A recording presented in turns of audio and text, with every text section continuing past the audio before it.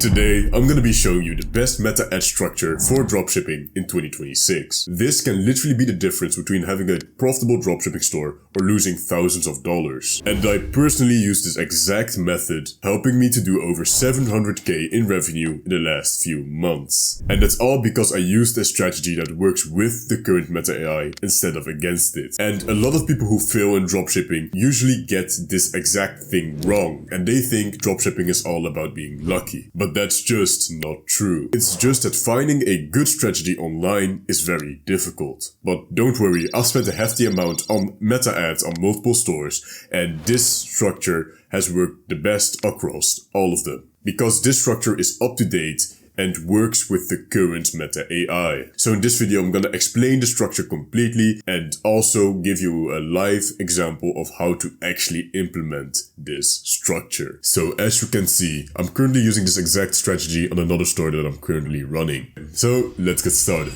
How we used to run meta ads in the past is completely different from how you want to run them in 2026.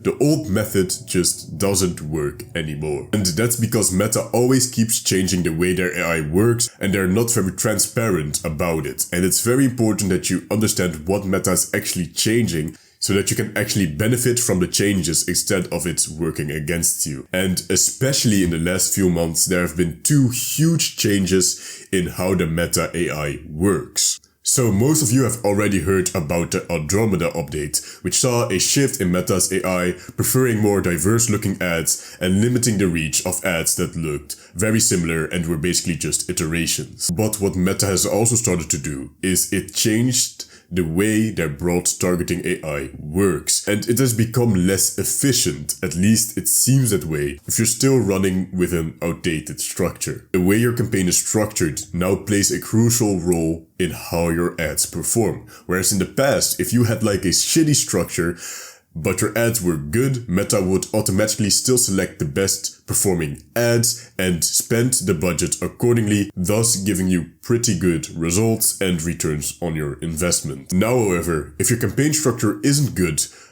it can really hurt the performance of your ads really fast. Because what tends to happen is that Meta is gonna choose like one ad and completely milk that ad out, and when that ad doesn't perform anymore, it's gonna go to the next and to the next, and basically what Meta is doing is killing each of your ads one by one in your campaign. And when this happens, your budget gets spent horribly across all of the ads, and basically you're just burning your money while getting minimal to no sales at all. So to prevent all of that, you're gonna want to structure your campaign in a way that helps Meta select and promote the ads with the highest chances of giving you the maximum amount of conversions, without overspending or force spending, so it doesn't kill your campaign slowly and wastes your money.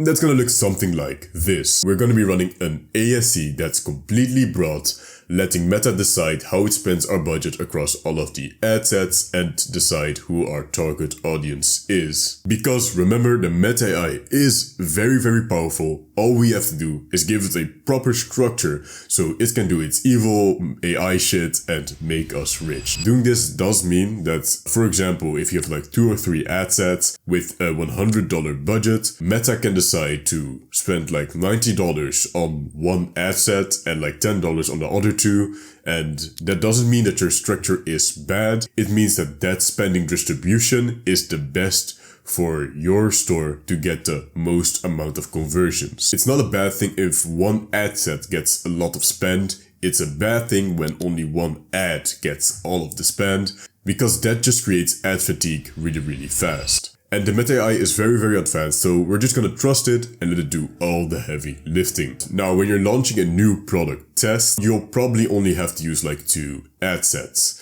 And you're gonna want to segment the ad sets by concept and by format. Now, within the ad sets, again, we're not gonna touch anything. We're not gonna tell who our target demographic is. The only thing we're gonna tell Meta is what country we want to target with our ads. The rest we're gonna leave open because Meta will choose the right demographic for us. Now, you want to segment the ad sets by format and concept. For a new test ASC, segmenting them by format is more than enough. That basically means you want to separate them by video format and photo format. And the reason why this is very important is if you have any experience in meta ads, then you have probably experienced when you put video ads and image ads in one ad set, what tends to happen is a meta will spend all of the budget towards video ads, even though the stats of the video ad isn't that good and the image ads have much better stats. And for whatever reason, when you do segment them, Meta will not do that and spend the budget to the best performing ads. If you have a campaign that has been running for a while and it's not just a product test anymore,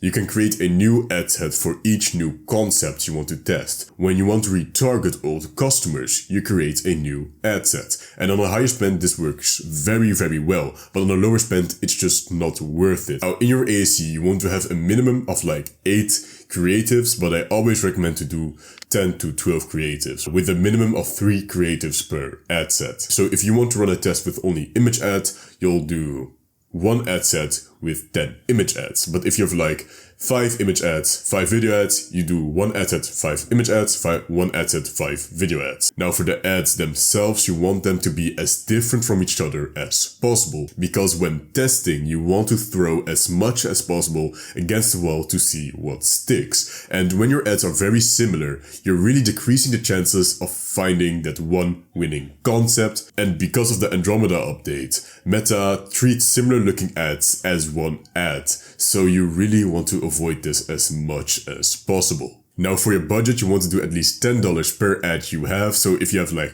10 to 12 ads, you want to run with a $100 budget. If you're on a tighter budget, you can do like $50 per day, but I do recommend to decrease the ads to like around 5 to 7 ads in that case. And going below $50 really isn't worth it, because to do a proper test, you need to at least test with $50 per day, or else you'll just be burning your money away. So now I'm going to show you how to actually implement this exact structure in the Meta Ads Manager in an organized way so you don't confuse the Meta AI. So guys, you're first going to want to go to the Meta Ads library and you're going to want to click on Create. And for the campaign objective, you're going to select Sales. Okay guys, so for the campaign name, you can basically call it whatever you like. Now for the campaign budget, for this example, we're going to do 100 euros or dollars. It doesn't really matter which one you use. And that's pretty much all we're going to change in here. The rest you don't want to touch. And then you're going to want to click on the ad set.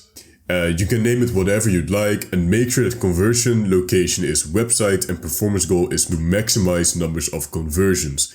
Now here you're going to want to connect the dataset you have installed on your store. So you're going to want to set the date your campaign is going to run to the next day at 6 a.m. And the reason we don't do midnight is because Meta will spend a little bit of your budget from midnight onwards when everybody is still sleeping, and it would be just a huge waste of money. So make sure you set it to 6 a.m. the next day. Now change the location to whatever country you want to advertise in. Most of you are probably gonna advertise in the US, so just search that up and make sure you remove the market that's set automatically. And the rest we're gonna leave blank. We're not gonna suggest any audience, because again, the Meta AI will do all of that for us. So for the ads themselves, you're gonna wanna select Create Ad here and make sure your creative source is manual upload. The format should be single image or video, and you can leave this box ticked on. So enter your product URL here. Make sure to always check if these two are turned off, because it'll change your link to another link that Meta thinks works best for your store. But you don't want that, because you always want your potential customer to go directly to your product page. Now click on Setup Creative and select image or video. We're going to select image and upload your ad. So just select your ad and then click next. And guys, as you can see, the ad that I uploaded is a 1x1 square. Most of the images out there are 1x1s, but what I always recommend is to make your square image a 4x5, because a 4x5 is a bit longer in height than in width, and because of that, it takes up much more room on a phone or on a desktop when people are scrolling. And because it takes up more space on a screen, anybody who comes across your ad will automatically have to pay more attention to your ad because it takes up more space. So that's a little optimization you can do when testing image ads. And guys, also always make a real formatted version of your ad, because again, it just takes up more space on someone's screen and it looks much cleaner. And to do that, you just need to click on replace and just upload the real formatted image. And guys, never do these image generation things. You can just skip this, especially for product tests. Now, in here, Meta likes to turn on a bunch of bullshit enhancements. What I recommend is to turn almost all of them off, except for text improvement, because the text improvement AI is pretty good. The rest of the enhancements really don't help your ad and may actually hurt them, so we don't want to risk it, so we're just gonna keep them off. Now, the primary text, headline and description, you just want to make with AI. Change the call to action to shop now. And guys, Meta likes to be very sneaky with their enhancements, so always double check by clicking edit and completely scroll down and turn off these hidden enhancements. And that's pretty much it. Now, you don't have to do this again for every single ad. Just go over here and duplicate them as many times as you need. The same for the ad set. You can just duplicate it once and replace the image with video. Now guys, after you've launched your ads, you also want to quickly turn on these specific columns so you can properly read the data. So go over to columns here and click customize columns. Now the columns you want to search for are CPC, and you need cost per link click, and CTR, so link click through rate. There are also other columns, but you don't really need that when you're testing a new product. Apply, and now you can always just go here and click custom, and then you'll have those columns all the way over here. And if you want to change the order of your columns, just click on this little icon and you can just drag it to whatever place you want to have it. Now guys, that's pretty much it. Now you know the perfect meta ad structure that actually works with the current Meta AI, and you know how to actually set that up in the Meta Ads Manager. If you have any questions, you can just ask them in the comments below, or you can join our Discord. It's the first link in the description. Over there we have a lot of experienced people who can help you with your e-com journey. I myself will also answer questions in the Discord, and we also have a lot of free tools and extra explaining videos. Anyways, thank you guys for watching. I hope you have a nice one. And don't forget, stay strong.